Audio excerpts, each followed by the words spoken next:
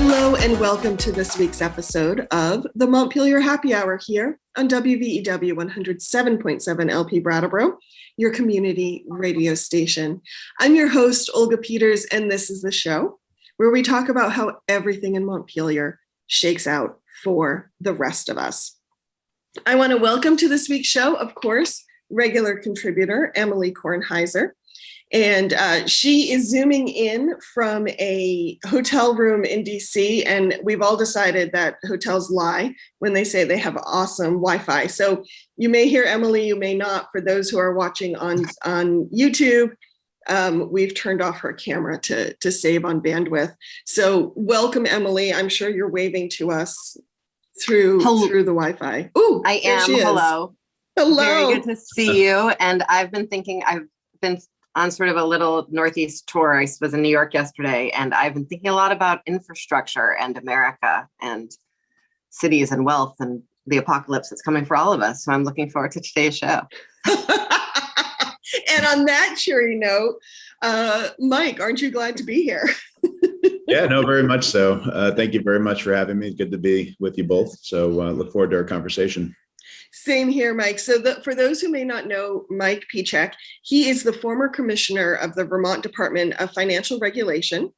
And in April, he announced that he's running for the position of state treasurer. Beth Pierce, his predecessor, announced earlier this spring that she will be stepping down. And so, Mike, we're so glad you can be joining us. And we're going to talk policy today, but I want to jump in with just kind of a candidate question.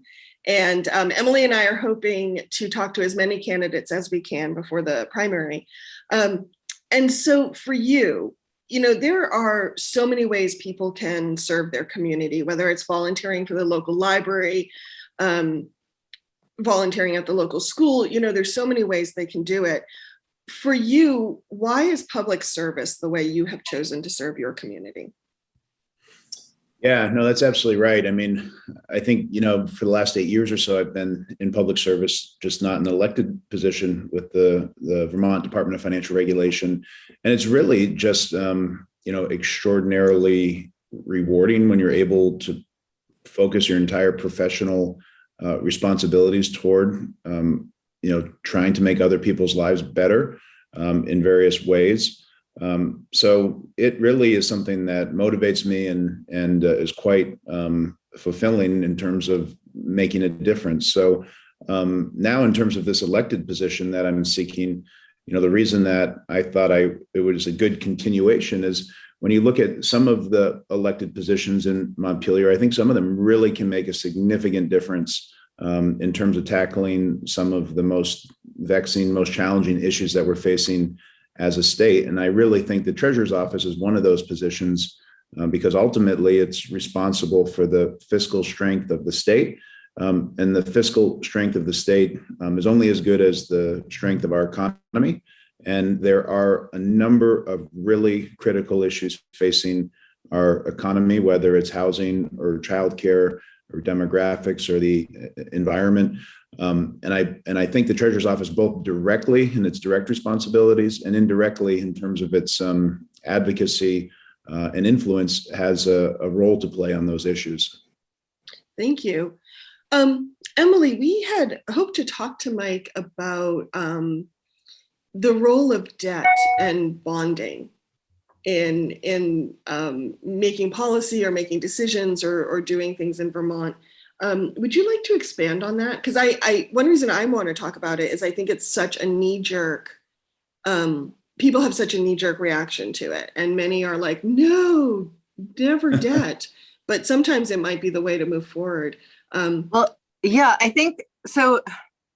I think because sort of state finances and even more so national or international finances are so incredibly complex, the easiest way for most of us to understand it is to say, well, I balance my checkbook or I, have a mortgage on my house. It's just the same thing, but bigger. And which is like a super reasonable way to do it. But that's not really how it works. That's not your individual household budget is a simple system. And state finances are a complex system. And I don't mean to say complicated system. I mean complex. The level of sort of interrelationship is not entirely sort of immediately discernible. And when we talk about, I think one of the things that's really interesting about state budgets and state finance is that at the national level, we can print money and create debt for debt's sake, and things like debt and the creation of money are more policy tools than actually individual levers to make dollars in someone's pocket. They sort of shift the landscape of the entire economy. And I'm going to sort of save us some modern monetary theory conversation and just get back to the state level, which is, I think, sort of halfway between the household budget and this idea that sort of debt creation as a policy tool. And I think we have in Vermont this really interesting cultural confluence that I think Mike knows a lot more about than I do, of this sort of like New England, careful, fiscally prudent spirit. And I think that was really captured in a lot of ways with our current treasurer, Beth Pierce, who was very, very, very careful with debt. And a state that also culturally is always pushing forward to the next thing, looking at state government as a real tool for supporting and improving people's lives, and thinking about some of the really complex and interesting fiscal tools that we have available to us nationally and internationally to make our lives better. And so I think Mike's office at the Department of Financial Regulation, which I'm sure most people did not have the pleasure of interacting with on a daily basis, but for me, I saw as a real like innovation hotspot in state government. I think it's sort of a really interesting path into the treasurer's office. And so we have a desperate need for money. Our federal funds the infusion of federal funds has been incredibly exciting. And if we want to sort of keep on building on that potential, I think we're going to need to think about debt slightly differently in Vermont. But there are all these other forces at work. So all of that long monologue, Mike, what do you think? I think you're asking an absolute, right question, Emily. And ultimately, I think the question boils down to what are you prioritizing for that debt, for that bonding, right? I think, when you have a plan, a long-term plan, and your long-term plan says we need XYZ number of housing units, we need XYZ number of childcare centers to be able to bring in however many jobs, and that creates whatever revenue, and that sort of puts Vermont on a more economic and stable and sustainable path. But we can't get that many more housing units or that many more childcare centers without, another $50 million of investment from the state government. And if you're making wise investments as part of a plan that will yield results and reverse one of the two challenges that these national rating agencies often point to for Vermont. One is usually our unfunded pension liability, and the other is our demographics. We can't, I don't think we can solve the demographic problem without investing more resources into, fixing those problems. So when you were talking about this, it reminded me that I had just went to my parents' house this weekend and found some really old, things that we were saving when I was a child. But one of them that I had was this letter to the editor from when I was 15 years old, talking about the transportation center and how it was a $4 million bond that Brattleboro was voting on. And I said that the time was right and the price was right for the garage. $4 million bond, right? I mean, it's a critical piece of downtown infrastructure now. It was an important investment to do that. It required us to take on debt as a town, but that debt was worth it when you think about the significant impacts, both short-term and long-term, that something like having that infrastructure in your downtown provides. So I think it's a conversation that really boils down to what are you what are you bonding for, and how can we as a state agree that that investment is fitting into a key component of our future success. And then Mike, we have to spend a minute on this newspaper article and your 15-year-old self. And you tried to just sort of like pass over it as an interesting example. But first of all, for folks who are outside of Brattleboro, which I think is most of our listeners sometimes, the transportation center was like one of those small town fights and like deep political battles that, you see sometimes, should we change? Should we invest? Should we make this new infrastructure? What will it mean for the future? Who are we? All these questions. And Mike, you at 15 decided to wade into this conversation about debt, which sort of pointing to, Olga's first question, like you've really been thinking about these very same issues your whole life. I love that. We should clarify that wasn't like a school assignment or something that students didn't have to write letters to the editor. Okay, just checking. For our radio listeners, Mike's shaking his head no. Yeah, no, I had forgotten about this because when I reread it just this weekend, the Reformer, when they printed it, said there was something about how people like to come downtown to shop, but the Reformer printed it as people like to come downtown to WAP with a W. So I remember being upset that they had made that error. I wasn't an error on my part. I remember that. That brought me back. That brought me back 23 years. That's the best.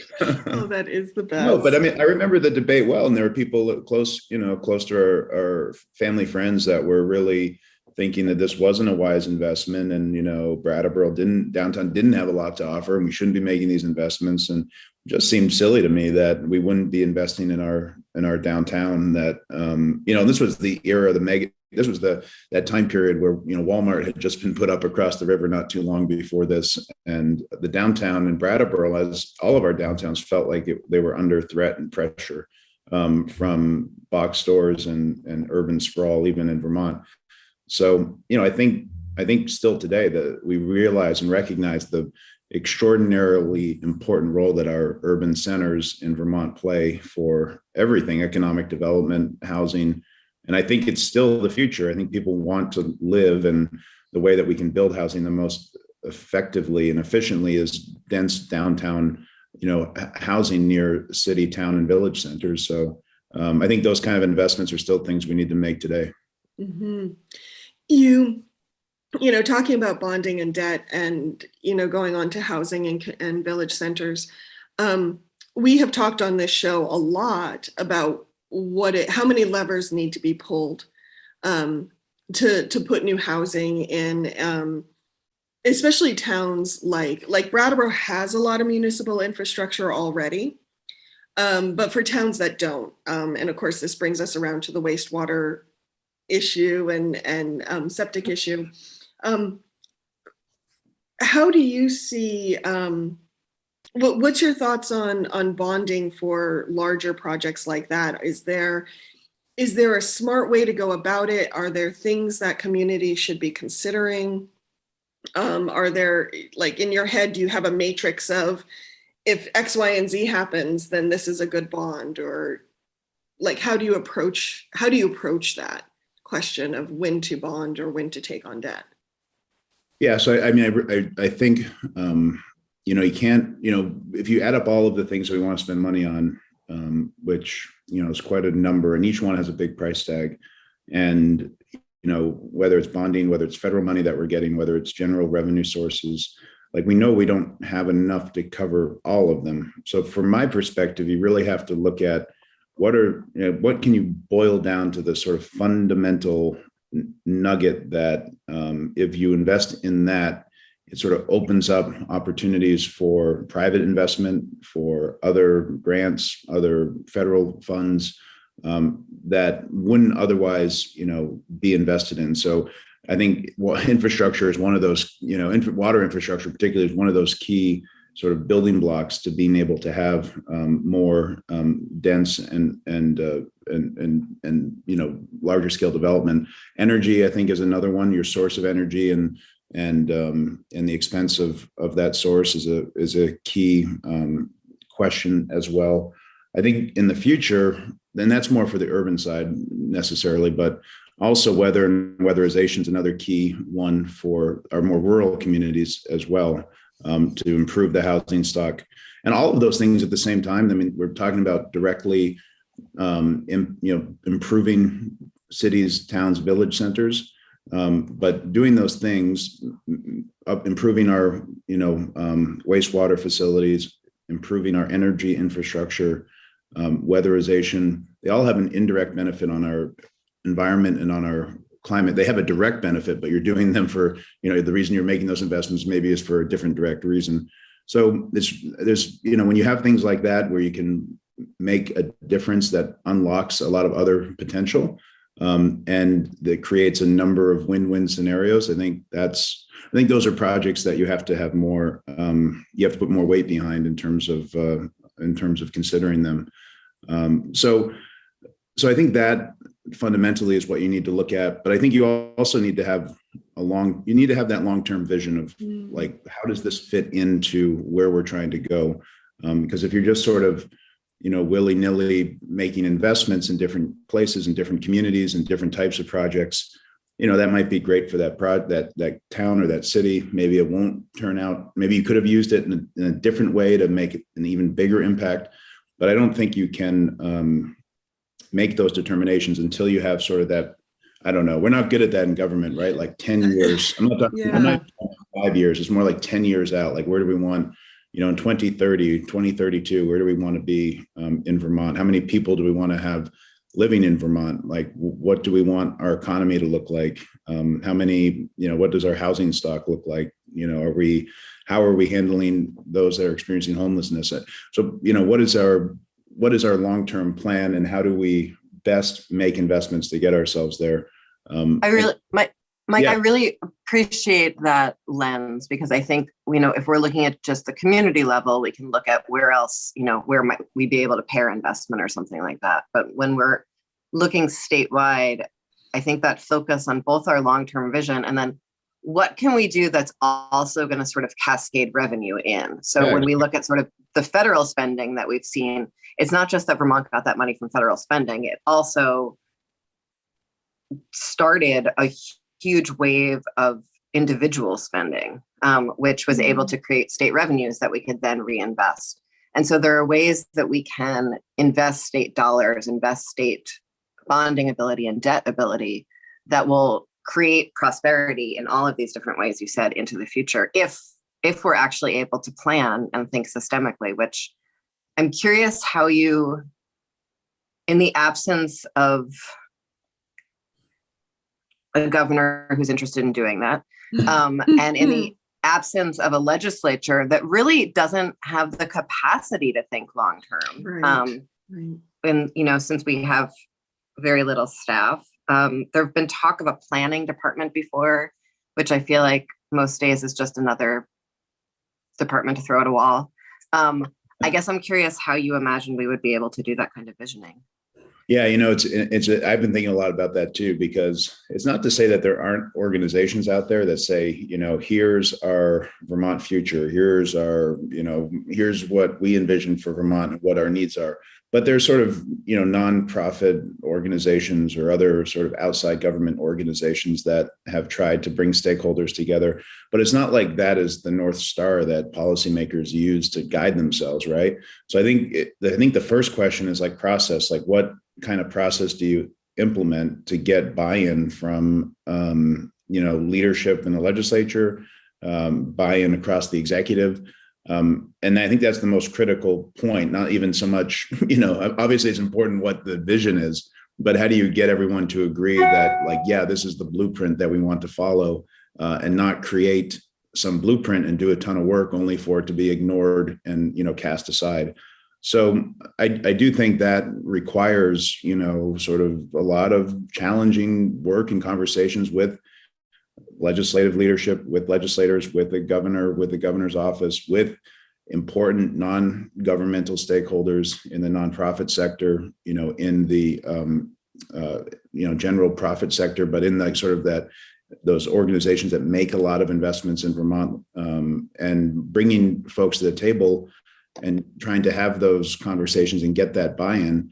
and you have to keep it fresh too, because I mean, the legislature, you're right. I mean, it's, you're thinking about that biennium, like you're thinking about that session, that next session, getting reelected, obviously, but just what will the composition of the legislature be when you get reelected? Like this year, it's going to be significantly different, and it's hard to maintain that long-term vision when so many of the key stakeholders, may or may not be there. And if you make a plan and say this is great, this is what we all think should happen, and then 2 years later Vermont elects a new governor that comes in and says, I want to do the opposite, then that's a pretty key stakeholder that now has thrown that long-term plan up into the air. So I just think that process is so important, to get people in on it, and then to make it sort of a living document that is sort of agreed to and revised and re-agreed to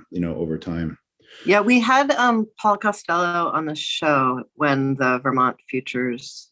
Is that what it was called? The Vermont Futures Consortium?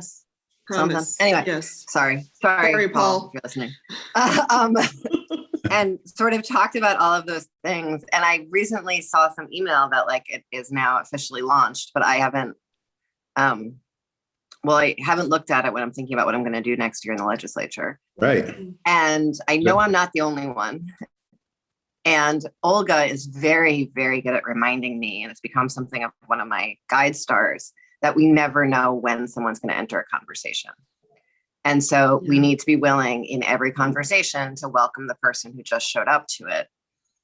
And I'm in a sort of mini Twitter argument with someone who's, there was an article in Digger about how many studies the legislature commissioned, that I think sort of lost the underlying point that we only get to ask staff a question if we actually put it in a piece of legislation. And so you either ask a lobbyist or you put a study in a piece of legislation. Those are sort of the two ways you get a question answered. And so this person on Twitter and I are going back and forth, like, why can't you all ever make a decision or get anything done? And I'm like, well, it's a whole new group of people every 2 years. And so I can make a decision perfectly fine, but that doesn't mean that my decision is going to be the decision that carries the load. And so I think these sort of constitutionally elected positions are really interesting in terms of your ability to carry that narrative. Right. But I also, I don't know, where do you see your power sitting as where does the treasurer's power sit in terms of persuasion or convening? It's certainly a lot more power than, say, the lieutenant governor has. But I guess I'm curious how you see it fitting into the larger matrix of elected offices. Yeah, no, it's a great question, Emily. And that sort of, I guess, was the one thing that was left unsaid, is that, and sort of relates back to why I was interested in the treasurer's position to begin with, is I do think as a constitutional officer, as having a larger platform or microphone, you can sort of continue to communicate a long-term vision for Vermont's future, and I think be a better convener and and keep it sort of at the forefront of policymakers' minds than maybe an outside organization trying to come in and influence policymaking and state government. So I do think there is a opportunity there. I think probably the two offices that have that opportunity are treasurer or governor. So when hopefully if I'm elected, I think it's an important part of the job to stake out, to be the sort of point person on even on short-term things, how is our economy doing? How are we trending? What is our short-term, forecast look like? But also making sure that we convene and advocate on a longer-term plan as well. So I think if you approach those issues with, dedication, thoughtfulness, competency, are viewed and maintain your trustworthiness, then I think you can have quite a significant amount of indirect, influence and indirect, ability to influence those conversations. I am embarrassed. I don't know the answer to this, but it's occurred to me, what type of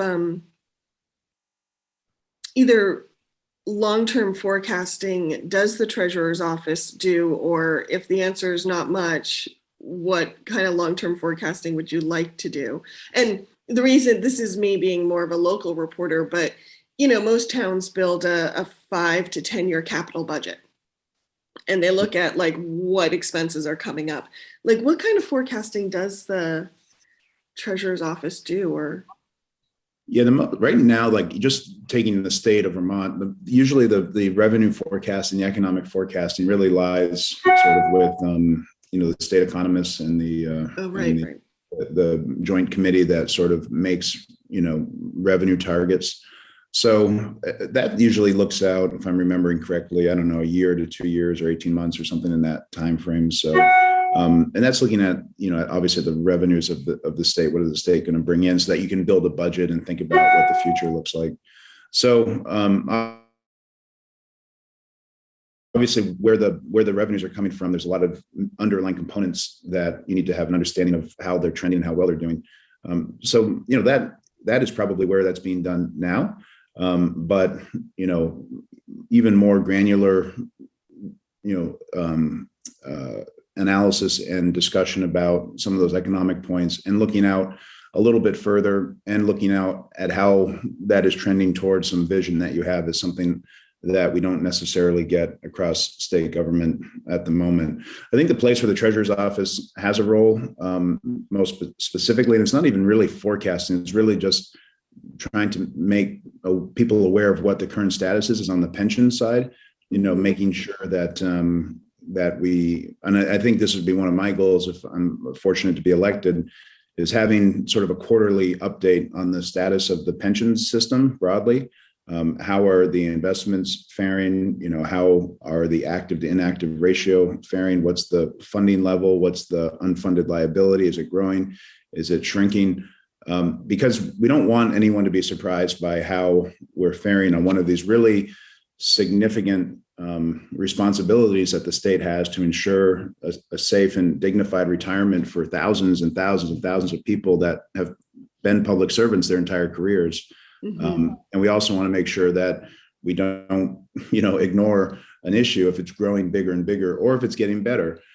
So that's not necessarily, forecasting, but you can kind of get a sense of the direction that you're trending, I think, by doing that kind of, quarterly updates. And that's for all of the important stakeholders, legislature, others in the executive branch, those in the media, those public taxpayers as well. Mm-hmm. So I think those would be sort of two, general economy, but also specifically to how the pensions are faring, are things that that the treasurer's office could be providing regular, broad updates on. Thank you, Mike. We need to pause here so we can hear from some of our underwriters on WVEW 107.7 LP Brattleboro. So stay tuned, everyone. We will be right back with Mike Pieciak and Emilie Kornheiser. Welcome back to the second half of the Montpelier Happy Hour here on WVEW 107.7 LP Brattleboro, your community radio station. If you're just joining us, I'm your host, Olga Peters, and I'm speaking with former commissioner of the Vermont Department of Financial Regulation, Michael Pieciak, who is also running in the primary for state treasurer. So looking forward to diving back into the conversation with you, Mike. But before I do, we have to remind listeners of a few things. One, you can find the Montpelier Happy Hour on BCTV, as well as wherever you find your podcasts, like Apple Podcasts or Google Podcasts, as well as our Facebook page, which is the Montpelier Happy Hour, and Emilie's YouTube page. And Emilie, unfortunately, had to run to a meeting, so she has stepped away. So it falls to me to remind you all that the views and opinions shared on this podcast and the radio station and whatever platform it appears on are those of the hosts and the guests and no one else. None of the platforms, none of the employers, not our pets, not our family members, nobody, just us. So Thank you for joining us again. Mike, I want to, I think I warned you, I had a couple questions that we'll be asking as many candidates as we can who can come on the show. A few kind of standard questions. And my second one is, when you look out at the broad community that is Vermont, it doesn't always work for everybody. Not necessarily financially, maybe not community-wise. There's a lot of reasons it may not work for folks. But looking at the treasurer's office, if there was a policy or a change that you could make, what would you do in an attempt to make Vermont work for everybody? Yeah, it's a great question. It can be hard to live in Vermont sometimes, at any stage of life. If you're a young person having graduated from college or having graduated from graduate school, trying to find a job in Vermont that will allow you just to pay your debts, your student loan debts, that can be challenging, let alone paying your student loan debts, trying to save for a home or trying to buy a home, trying to save for retirement. So that's just one example of an issue that's causing many young people to say, maybe I'd like to live in Vermont, but I can't afford it. Yeah. I'm going to have to live in a state that has or city really that has a larger opportunity for salary. Now we have some benefit because of the pandemic. It really has separated that need to live and work in the same geographic location. Mm-hmm. And we're seeing some of that in Vermont where people with higher paying jobs. I have friends that are my age that have come back to Vermont with higher paying jobs that they're still, employed in New York or Boston or some other city. And that's great, for our tax revenue and whatnot. But it also is causing this issue, which I was going to call as the fundamental issue that I would try to work on. Mm-hmm. It's putting pressure on housing. So we have people that are coming and buying homes. Either they had a connection to Vermont or they didn't have a connection to Vermont. They are coming from places, it's the inverse. So they have the higher salaries, but they also, places like New York or DC or Philadelphia, you sell your starter home for $1 million or something, right? And then you take that $1 million and you come to Vermont and you say, wow, look what I can buy. But an average Vermonter, trying to scrape together, a few tens of thousands of dollars to make it down payment, they really can't afford to find a home and compete with those out-of-state buyers. So it's driving up the price because, their conception of the price is different than us that grew up in Vermont. And it's also just adding to scarcity of housing stock generally, which is driving up the price. The less that we have of something that people want, the higher the price is going to go. So that's a real challenge. And they're coming with their job. So they're not adding to the Vermont workforce in the sense that, the jobs that are here that we need filled, whether high-tech jobs from beta technology or whether, retail jobs like down in the Upper Valley at Dan and Witt's, it's only compounding our workforce challenges because the housing crunch is getting even more acute.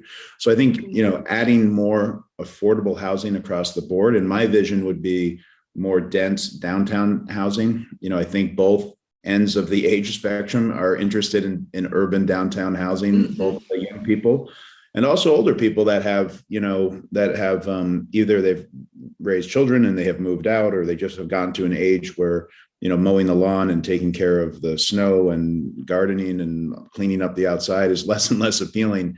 That living in a condo that all of that is taken care of for you becomes more appetizing. So I think there's an interest in it. I think there's a need for it. And quite frankly, the housing crisis is holding back the full potential of the Vermont economy. Businesses want to hire, but they can't find employees because those employees can't find housing. Mm-hmm. I think that's number one. I think number 1A, which is a similar but different issue, is childcare. Mm-hmm. Childcare is preventing people from going back into the workforce, or it's pulling people out of the workforce because childcare is not available or it's unaffordable, which is the same thing as housing, not available or unaffordable. Right. So those two issues, I think, we're talking about what are those core issues you can find that if you make progress on them, it sort of unlocks other opportunity within the economy, within other parts of the state. I think those are two fundamental ones. And in terms of it working for everybody, obviously, if you can afford a home, if you can have childcare that's affordable and have a job that you want, I mean, that works for everybody. But more importantly, it grows our economy. And as we have a strong economy, we can do all of the things we want to do to take care of people who are struggling and are less well off. So from my perspective, my outlook is a strong economy is number one. If we do not have that, we just are limited to how much we can help those in our communities and those around us. With a strong economy and a growing economy, then we have a lot of resources to help people. But that is really that's really the key, is that strong and growing economy. Mm-hmm.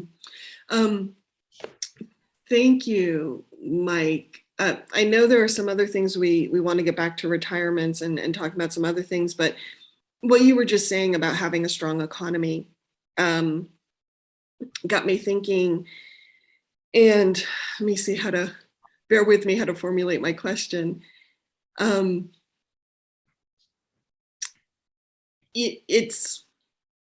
think a lot of people would agree on that. Say, yeah, we need a strong economy. I'm not sure everyone would agree on what makes the economy strong. So in your view, what makes a healthy economy, and where does Vermont kind of need to fill in those gaps? Yeah, so I think a healthy economy is a diverse economy, right? Mm-hmm. And in every sense of the word. So you have a lot of small businesses, you have some medium-sized businesses, you have some larger businesses. You have businesses that are mature and they've been around for 50 years. It's hard to, create those overnight, obviously, but you have new businesses that are coming online and establishing themselves every day. And I think it's an economy that's locally owned, quite frankly. I mean, I do think we struggle with sending so much of our money outside of our locally earned money outside of Vermont, whether it's box stores, whether it's online purchases.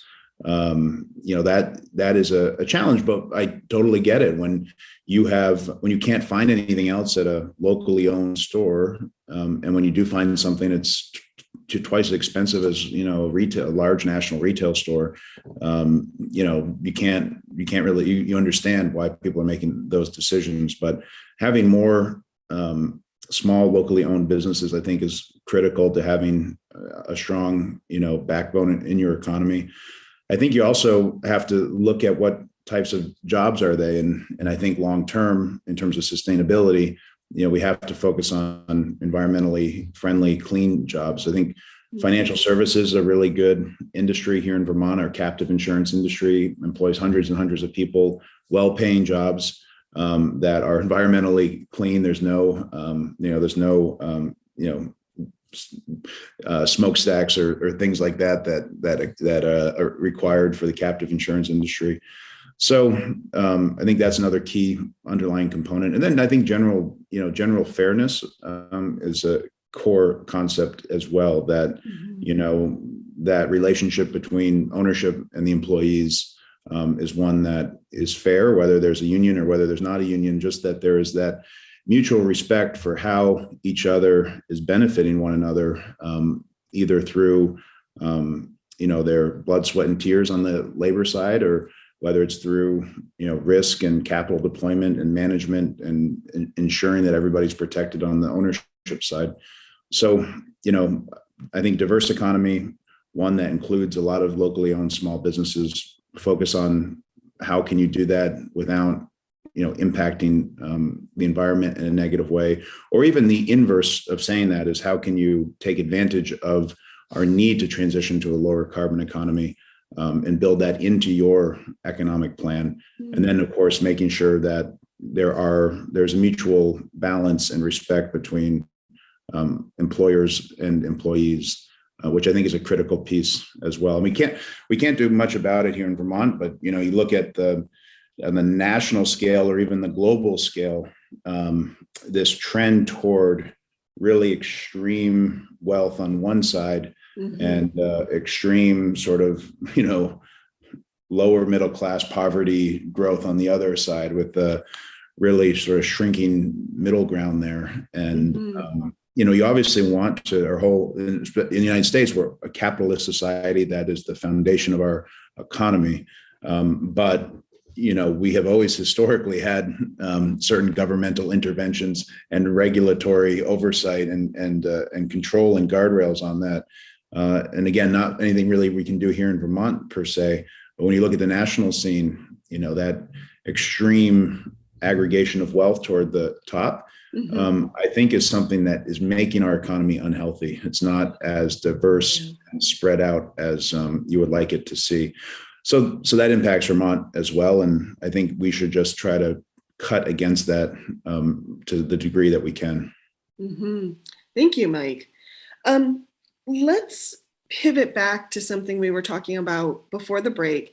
Right before the break, you touched on the role of the pension system and retirements, and the kind of need to give those quarterly reports to keep people abreast of what's happening with our pension system. During the break before Emily had to step away, you and she had an exchange that I found interesting, talking about what this pension system meant to Vermont beyond the conversation that it's been having, which is the liability of the unfunded part. But what does a pension system like this mean for our economy, for public servants? Why? Oh, and sorry, I'm going to backtrack a little bit. Sometimes my brain and mouth, they need to catch up with each other. One thing both you and Beth Pierce, who has just stepped down as treasurer, or will step down as treasurer, have pushed against is just changing the pension system into a 401k system. And some people think that's a great idea, and you've kind of pushed against that. Let's dig into that. Like, why preserve the pension system as it is? Yeah, so I think it's the system that we have. It's a system that we've had for decades. We've made promises to people who are worked for the state of Vermont for 40 years right now, 35 years, 30, 20, whatever the number of years is. They've been in a system where the system and the retirement system motivated them to some degree to seek, the public service that they're working in now, whether they're a teacher, state employee, a municipal worker. It has a pretty significant for some and just a significant for other folks reason for why they got into the position.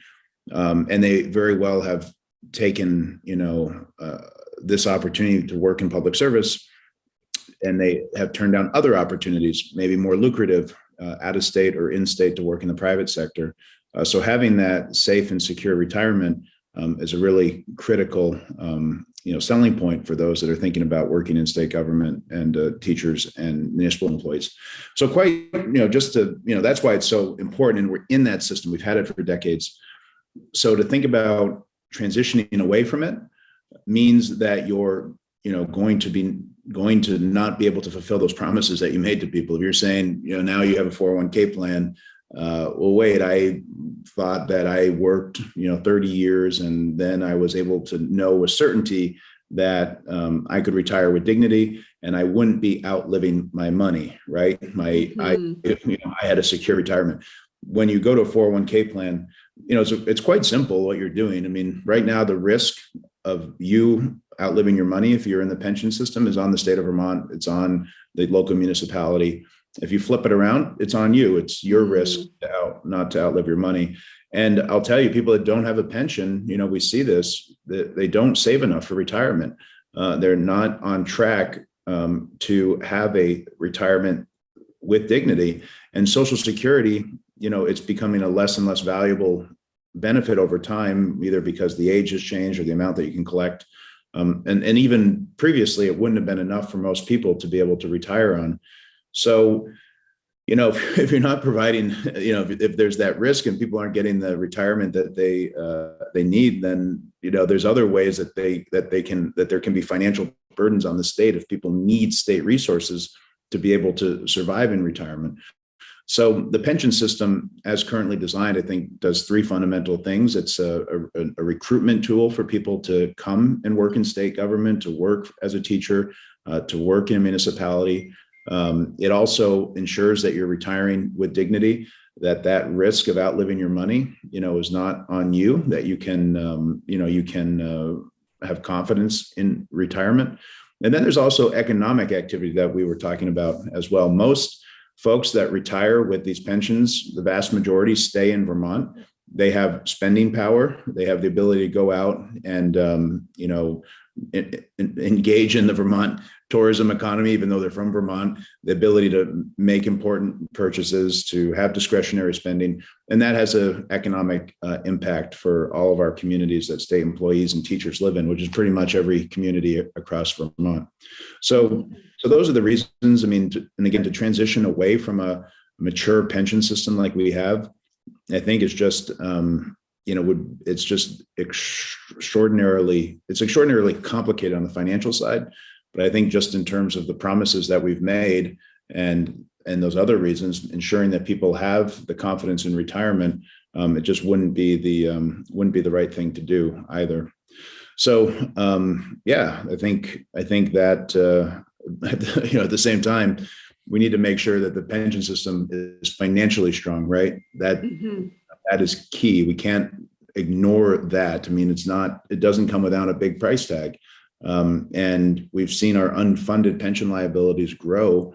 When you look at everything, teachers, state employees, the pension side, the OPEB side, the healthcare side, I think it's now over close to 5 billion. It was over 5 billion, closer to 6 billion even. And that's a significant sum, but the legislature passed and overrode the governor's veto, a compromise that would chip away at that unfunded liability, get the healthcare into a trajectory that where it could be paid down over time, like the pension is. Some reforms on the pension side. Teachers, state employees are paying more into the system. They're sacrificing.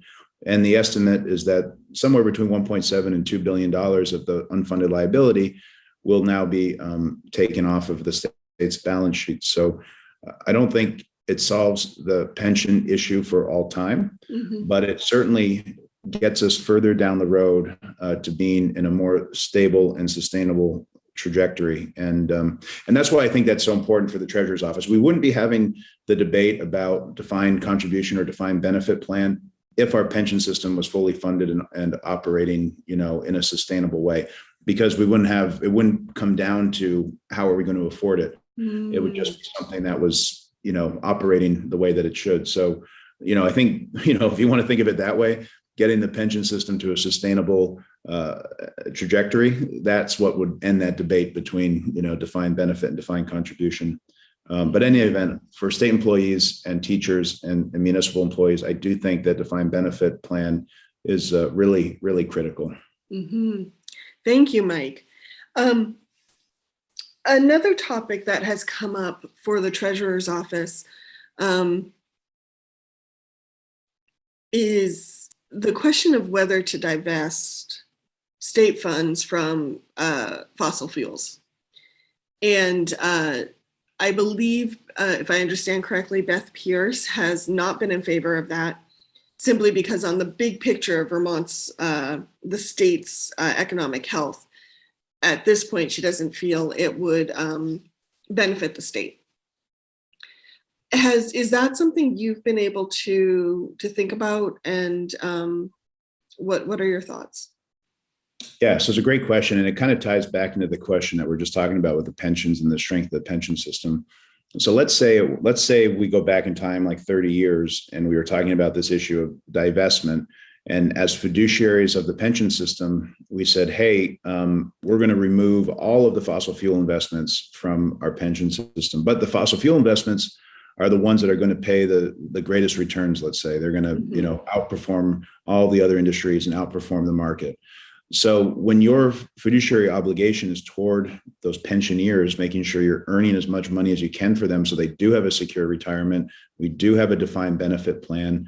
We don't need to, cut their benefits or talk about moving to some other system because the investment returns are strong and they're able to support the system. That is a conversation that you'd probably have 30 years ago. So from a financial standpoint, I think that conversation has evolved today. So when you're looking today and saying, okay, over the next 30 years, fossil fuel investments are not going to be the good investments, right? They're just from a financial standpoint, it's just not a strong industry. Unless those industries are themselves transitioning to a lower carbon footprint, because we're going to be forced as an economy to transition to that lower carbon economy over the next, even in the short term, over the next years, over the next decades. So I view this issue of fossil fuel investments, not just from a social standpoint, which, from a personal standpoint, I agree, like we need to put our values and, our money where our values are. But from a fiduciary standpoint, which is the one the Treasurer's Office needs to have, I do worry about these investments, over the short and long term, particularly once we get over this sort of this acute gas increase that we're experiencing now. So that's sort of how I would look at the issue of divestment. New York State, I think, has implemented a really appropriate and effective program at looking at this. So you don't want to do anything, you don't want to do anything hastily, I'll say. You don't want to just say, let's pull all of our investments out today. You want to do it in a deliberate process. And New York has done that. They've asked all of the industries that are all the companies in the fossil fuel industry to respond to a questionnaire that they submit. They say, what is your, total carbon output? How are you transitioning away from fossil fuel and having a lower carbon impact? And then the state of New York is evaluating those responses. If they don't respond at all, then they are a stock that gets out of their portfolio. If they respond and don't really have a plan, then they are removed from the investment portfolio. If they respond and have a plan that's unrealistic, then similarly, removed from the investment portfolio. If they respond and say, hey, 20 years ago, we had, XYZ billion of carbon impact, we've reduced that 90%. We have a plan for the last 10%. Then maybe, even though it's an industry within the fossil fuel industry, it's a company that's maybe a good investment that is with a quite reasonable, legitimate plan about to transition to, having very limited carbon impact. So I think you want to do that. You want to do that analysis, not with a hatchet, but with a scalpel. But we should do that analysis. I'm not saying, I am saying that we should move forward with that because just from a risk standpoint, I get concerned with whether we hold on to those investments too long. Interesting. What you just said to me also kind of shows what an interesting tipping point we're at between when it comes to fossil fuels, like as an industry, what their own trajectory has been. Yeah, the outlook is not bright, I think. If you're and the outlook's not bright for all of us that have to deal with the impacts of what we have done with all the activity that has contributed to climate change. And younger generations are going to be dealing with that for decades. So there is a tipping point, I think, and I don't think it's too far down the road where we have broader realization from governments across the globe about the impact that we're having and the need for transformational work on our economy. And that's going to be a tough time period for traditional industries that rely heavily on fossil fuels. Well, that is a question that has come up in conversations that Emily and I have had around climate change. Is addressing it will require changes at the local and state level. and changes to our economy and how we do business. What have you had a chance to kind of sit down and think about that? Is if we are transitioning our economy to respond to climate change, like what lever needs to be pulled first on an economic broad picture? So, I worry about it because, as we see, we commissioned a study at our department and said, how has the climate been changing and how will that impact our insurance industry? It was specific to the insurance industry. And, the meteorological, the climate analysis was very consistent with a lot of other reports saying that Vermont is getting warmer and that Vermont is getting wetter. So we might have less snow in the winter, but we're going to have more severe hailstorms and windstorms and severe rain in the spring, the summer, and the fall. So from an insurance perspective, if you're trying to cover claims and accidents, that's important information to know because maybe you'll have fewer claims in the winter, but maybe you're going to now have more claims in the spring as we have hailstorms more regularly. So that was the context in which we did that study. But we also noted in the study that, hey, as Vermont's climate gets warmer and wetter, there are fundamental traditional Vermont industries that are going to continue to be put at risk, like maple sugaring, like the ski industry, like fall foliage and tourism and agriculture. I mean, there was a story in BPR just this week that was an excellent one because it was what we've been talking about for a little bit over a year, that you don't, if you plant and then all of a sudden you have a severe frost because you planted too early, or if you plant and there's significant severe, like all day, multiple day rain that washes everything out, it's really hard to know, you can't use the traditional timing if you're in agriculture. So all of those things are at risk. And I think as Vermont, we need to do what we can to prevent and mitigate against climate, but we're a small state. And I think ultimately we need to do what we can to be resilient against its impact. So we think about having more severe rain. Think about Irene and how that impacted many small communities at the bottom of riverbeds, the bottom of valleys. So more resiliency there, I think, is necessary. But it's not just a doom and gloom. I think we also have to think about the opportunities that it might present. Vermont is going to be, a climate that is changed, but I think it'll be a lot better than many other parts of our country in terms of, not having severe wildfires, not having severe tornadoes, not having severe hurricane risk. So in the same way that right now we're facing this acute housing crisis, I think it's not going to go away because over the next decades, New England and Vermont, and maybe in particular, will be a favorable place for those, climate refugees that are looking to live elsewhere. So I think it gets back to the fundamental question that we were talking about before is how do we, what do we want Vermont to look like?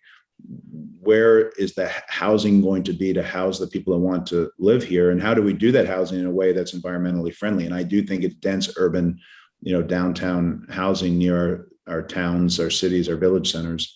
And it's not just a challenge that we need to solve for this sort of acute moment where we're coming out of the pandemic and a lot of people have moved here and more people want to move here because of this split between living and working in the same place. I think it's a trend that if we're smart, will only be continuing over the next decades because of factors well beyond our control, in Vermont, but they're factors that we need to, be honest about and mitigate against and build some resiliency into our landscapes, but also find ways to take advantage of those opportunities as well that present themselves. Wonderful. Thank you so much, Mike. Mike Pieciak, who is running for state treasurer in the primaries. Unfortunately, we are out of time, but a couple things left to do. One, if people want to find out more information or connect with you, how do they do that? So they can go to our website. It's at www.mikeforvermont.com. We went with Mike instead of Pieciak. I thought it'd be easier for people to spell and find. So mikeforvermont.com. Wonderful. Thank you, Mike. And we, of course, as you know, we like to toast at the end of the happy hour. So what shall we toast to? Shall we toast to healthy economies? Yeah, I like that. That sounds good. Healthy economies and healthy communities. Cheers. Cheers.